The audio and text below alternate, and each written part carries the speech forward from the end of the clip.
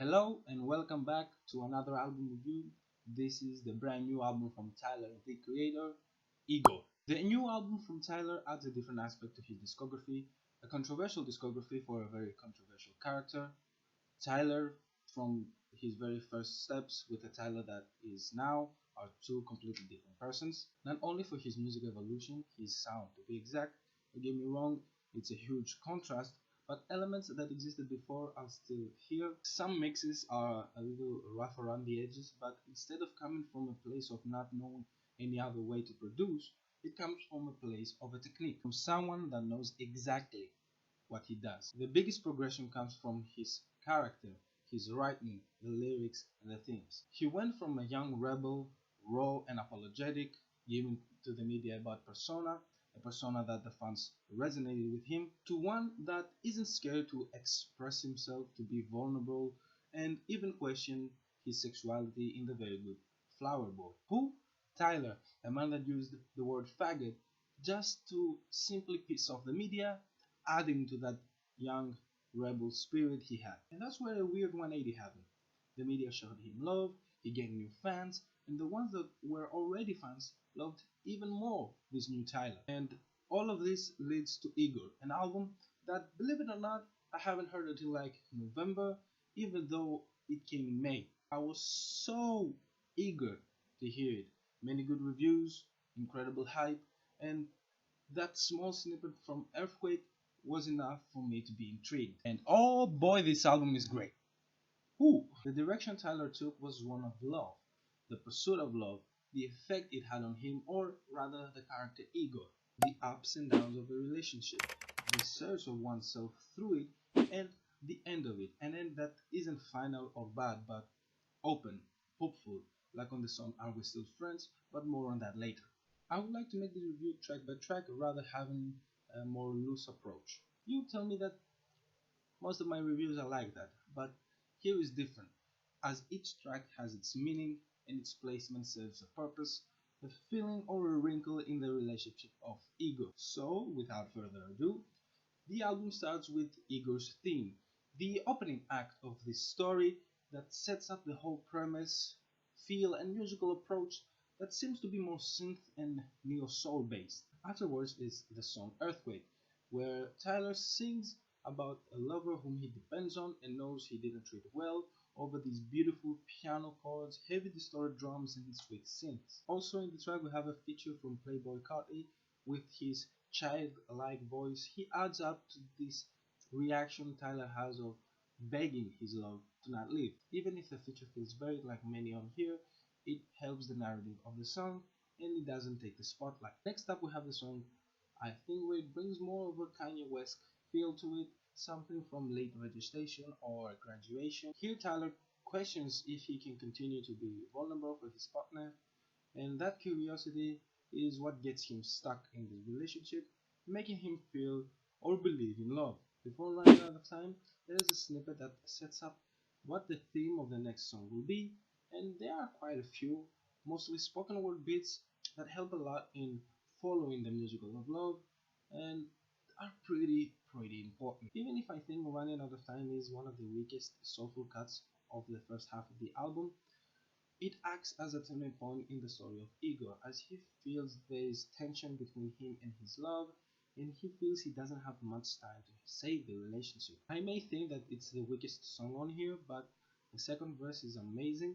He talks about his lover to stop lying, to take the mask off, it's not Halloween anymore, and with this line, I need her out the picture, does a fantastic tie-in with the next song, Your Magic Wand. Here we take a dark turn, as the production has those sinister electric piano keys, the horror kind of like synths, the growling, distorted bass. Hell, even before the first verse starts, we have some laughs, some evil laughs in the background that really add to the sense of danger. Tyler's lyrics come from a place of jealousy, psychotic violence, and despair, as he presents here a scene of a love triangle where he is ready to remove from the picture the ex of his lover. He is willing to turn to his monster side, Igor. Usually this name is associated with monsters and deformed humans, and going off topic a bit, this is Igor. This is the assistant of Frankenstein. That's what I mean. And I think Tyler was inspired by its lore. Ego is a secondary character, and that's what Tyler sees himself to be in this relationship.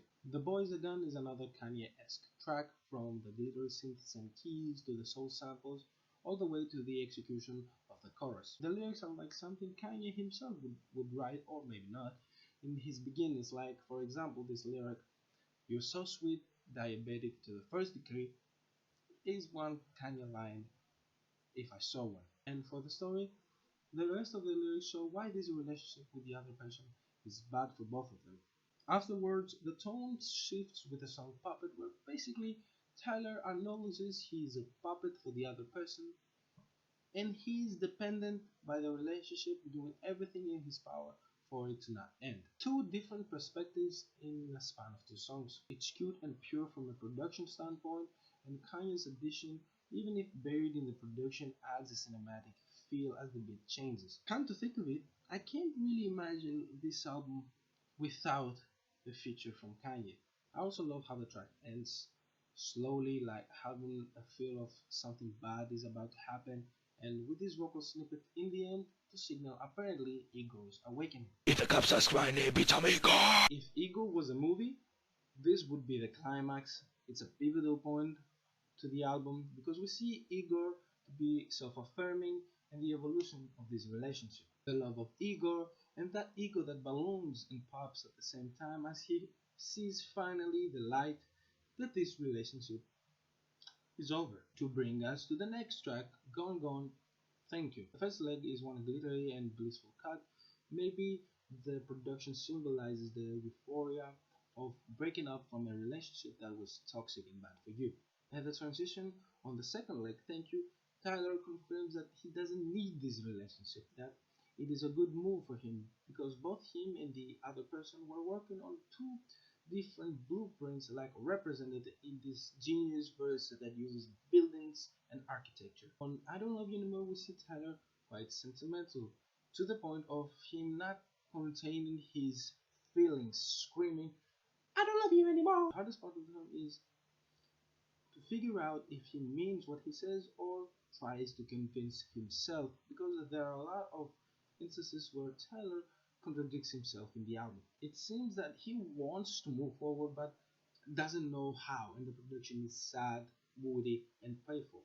Quite different from the production, the happy feeling of Gone Gone. All these feelings that were created throughout the album and the story Tyler told come to a climax on the last song, Are We Still Friends? Easily one of the best closers of this year. It brings back the sweet and soft synths together with the soulful feel we had on the first leg of the album times 10. Tyler closes beautifully the concept and the story of love and disappointment, showing signs of hope, and he is open in the idea of them remaining friends. It's not a finality, and I absolutely love that. It seems like an end, a grand finale for an incredible musical. Throughout the album, as I said, there are a lot of spoken word snippets either at the beginning or the end of the song, even as a whole track where at first listen you may not give them much of a thought, but please don't overlook them. These snippets connect the album massively. They prepare you for the theme or the feeling of the next song effortlessly. This album is incredible from start to finish. Honestly, there isn't a reason for you to stop listening to this album until after the last track is over. Everything makes sense, the story isn't complicated, the production is fantastic, the features are so well placed that they give 100% to the songs and not take away anything, that they do what they're supposed to do. It's truly a gorgeous mix of alternative R&B, neo soul, and hip hop. Please do yourself a favor and listen, enjoy Igor, and you will not be disappointed. So that was it for this review. This will be the final review of 2019. I don't know how I made it, but I made it, bitch! Hope you enjoyed it. Please leave a like. Write me down in the comments below your thoughts about this album. Did you like it or did you not? Please subscribe, hit the bell for notifications as well. And until the next review, stay safe. See you soon. Goodbye.